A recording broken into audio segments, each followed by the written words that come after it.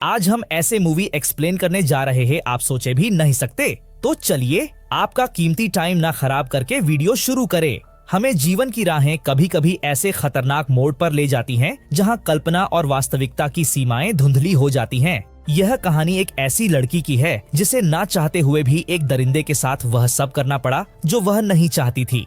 उसने अपनी जिंदगी के सबसे खतरनाक समय का सामना किया। उस लड़की का नाम रिया था। रिया एक वाइल्ड लाइफ फोटोग्राफर थी जो जंगलों की रहस्यमयी दुनिया में खो जाना पसंद करती थी। वह जंगल की हर एक चीज को बड़े ध्यान से देखती और उन चीजों पर रिसर्च करती थी। कैमरा उसके हाथ में एक जादुई छड़ी की तरह था, लेकिन एक दिन उसका यह जुनून उसकी पूरी जिंदगी का सबसे खतरनाक पल साबित हुआ। उसका जुनून उसे ऐसी जगह ले गया जहां से वापसी का रास्ता आसान नहीं था। यह सब उस दिन शुरू हुआ जब रिया एक घने जंगल में घुस गई। वह जंगल देखने में काफी ज्यादा सुंदर और घना था। वहां की हरियाली, जंगली जानवरों की आवाजें और अनजानी चीजें उसे मोहित कर रही थीं। वह एक पक्षी की तस्वीर लेने के चक्कर में जंगल के इतने ज्यादा अंदर तक चली गई कि वह रास्ता भूल गई। कुछ ही देर में शाम होने लगी और आसमान में बादल गिराए और अचानक तेज बारिश शुरू हो गई। पानी की बूंदें काफी तेजी से गिर रही थी, जिनसे जंगल में काफी ज्यादा खतरनाक आवाज आ रही थी और इस वजह से पायल को काफी ज्यादा डर लग रहा था। रिया के पूरे कपड़े भीग गए, उसके बाल चिपक गए और ठंड उसकी हड्डियों तक घुसने लगी। वह काफी ज्यादा कांप रही थी, उसके दांत बज रहे थे। जंगल का हर कोना काफी ज्यादा डरावना लग रहा था। समय बीतने के साथ बारिश और भी ज्यादा तेज हो गई। रिया ने चारों तरफ नजर दौड़ाई, लेकिन कहीं कोई आश्रय नहीं मिला। ठंड से उसका शरीर शून्य होने लगा। तभी थोड़ी दूर पर उसे एक पुरानी झोपड़ी नजर आई। झोपड़ी काफी ज्यादा गंदी लग रही थी, लेकिन उस समय वह किसी स्वर्ग से कम नहीं थी। रिया तेजी से दौड़कर झोपड़ी के अंदर घुस गई। झोपड़ी के अंदर का दृश्य काफी ज्यादा शांत था। उस समय झोपड़ी बिल्कुल खाली थी। उसके अंदर सिर्फ एक पुरानी चारपाई पड़ी हुई थी और एक टेबल पर एक धूल से लिपटी बोतल रखी थी। वहां पर ना तो कोई इंसान और ना ही कोई जानवर था। सिर्फ हवा की सनसनाहट और बाहर की बारिश की आवाज उसे काफी ज्यादा डरा रही थी। उसके कपड़े पानी से तरबतर थे और हवा की सर्दी उसे बीमार करने पर तुली थी। उसने बोतल पर नजर डाली। वह पुरानी और काफी ज्यादा अजीब लग रही थी, जैसे सदियों से वहां रखी हो। उसकी जिज्ञासा ने उसे बोतल उठाने पर मजबूर कर दिया। जैसे ही उसने बोतल को छुआ, बोतल चमकने लगी। रिया को लगा कि शायद यह कोई कीमती चीज है जिसे यहाँ पर रखकर कोई भूल गया। उसने बोतल को थोड़ा साफ किया। इसके बाद तो उसे रगड़ने लगी। उसने जैसे ही बोतल को रगड़ा, अचानक बोतल से धुआं निकला। उसने बोतल को मेज पर वापस रख दिया। बोतल के अंदर से धुआं लगातार निकलता रहा। धुआं एक अजीब आकार लेते हुए एक विशालकाय आकृति में बदल गया। वह एक जिन्न था। वह काफी ज्यादा लंबा, शक्तिशाली, उसकी आंखें चमकदार और आवाज काफी ज्यादा डरावनी। रिया उसे देखकर डर गई और डर से पीछे हट गई। उसे लगा कि यह कोई जंगली आत्मा या कोई भूत है। पायल बुरी तरह से चीखने लगी। उसकी चीख पूरे जंगल में गूंज उठी, लेकिन जिन्न ने धीरे से उसका हाथ पकड़ा और उसे शांत किया। उसने अपने आप को एक काफी ज्यादा अच्छा जिन्न बताया। उसने बताया कि वह सदियों से बोतल में कैद था। वह किसी भी इंसान की 2 इच्छाएं पूरी कर सकता था, लेकिन तीसरी इच्छा उसे खुद पूरी करनी पड़ती। अगर उसकी इच्छा पूरी ना हुई तो इंसान को अपनी जान गंवानी पड़ेगी। यह एक सौदा था, इच्छाओं के बदले एक कीमत। पायल उसकी यह बात सुनकर चौंक गई। वह सोचने लगी कि ऐसा कौन सा जिन्न है जो अपनी इच्छा खुद पूरी नहीं कर सकता और एक इंसान की मदद मांगता है। जिन्न ने बताया कि उसकी तीसरी इच्छा उसकी आजादी से जुड़ी है। उसे बोतल से आजाद होने के लिए इंसान की मदद चाहिए। पायल ने इसके बारे में ज्यादा नहीं सोचा और अपनी पहली इच्छा बताई।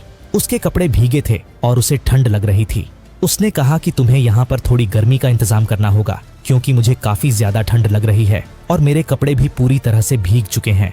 वह चाहती थी कि जिन्न गर्मी का कोई इंतजाम करें ताकि उसके कपड़े सूख जाएं। उसकी बात सुनते ही जिन्न ने ताली बजाई। उसके ताली बजाते ही झोपड़ी में आग जल उठी। आग के जलते ही पूरी झोपड़ी में गर्मी फैलने लगी। पायल ने आग के सामने अपने कपड़े और शरीर को सुखाया। अब वह काफी ज्यादा राहत महसूस करने लगी। कुछ देर बाद जब उसके कपड़े सूख गए और गर्मी का एहसास हुआ, तो उसने अपनी दूसरी इच्छा बताई। वह अब अपनी माँ से मिलना चाहती थी, जो 10 साल पहले गुजर चुकी थी। उसने कहा, मैं अपनी माँ से सबसे ज्यादा प्यार करती हूँ। उन्हें गुजरे काफी टाइम हो चुका है। मुझे एक बार उनसे मिलना है। जिन्न ने फिर ताली बजाई। ताली बजाते ही पायल की माँ उसके सामने प्रकट हो गई। अपनी माँ को देखते ही पायल की आंखें भर आईं। वह खुशी से रोने लगी। दोनों ने एक दूसरे को गले लगाया।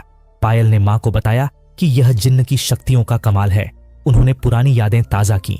वे दोनों हंसी मजाक के साथ काफी समय तक एक दूसरे से बात करते रहे। एक दूसरे से अपने दुख सुख बातों ही बातों में समय बीतता गया। अचानक जिन ने कहा कि अब तुम्हारा समय खत्म हो गया है। पायल ने पूछा, इसका क्या मतलब है? जिन ने बताया कि उसने मिलने का समय नहीं मांगा था, इसीलिए नियम के अनुसार सिर्फ 1 घंटा ही दिया गया था। अब माँ वापस चली जाएगी। पायल उदास हो गई। उसने अपनी माँ को गले लगाया और माँ गायब हो गई। पायल अब सतर्क हो गई।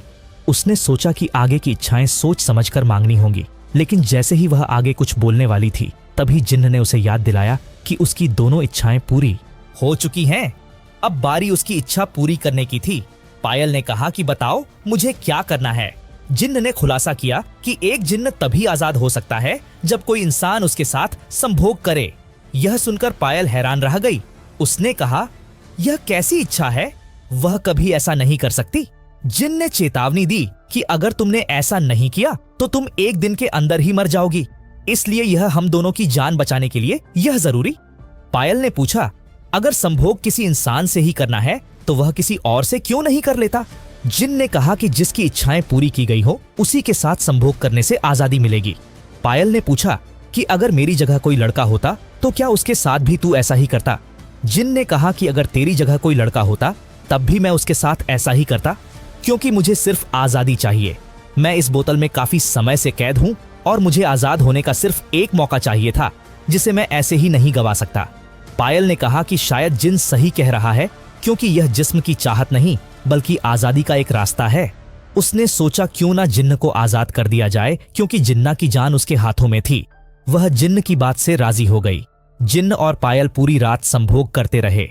पूरी झोपड़ी उनकी सांसों से गूंज रही थी और पायल की चीखें पूरे जंगल में फैल गईं, लेकिन वहां पर उसकी आवाज सुनने वाला कोई भी नहीं था। रात की काली गहराई में वह दोनों एक दूसरे से लिपटे रहे। इसके बाद जब सुबह हुई तो सूरज की किरणें झोपड़ी पर पड़ी। जिन्न अब एक इंसानी रूप में बदल चुका था। वह खुद को देखकर खुशी से उछल पड़ा, क्योंकि वह सदियों की कैद से अब आजाद हो चुका था। लेकिन इतने में ही पायल को कुछ अजीब महसूस हुआ। उसका शरीर धीरे धीरे बदलने लगा। इसके बाद वह पूरी तरह से एक जिन्न में तब्दील हो गई। वह यह सब देखकर हैरान हो गई। उसने गुस्से में जिन्न से पूछा, ये मेरे साथ क्या हुआ है?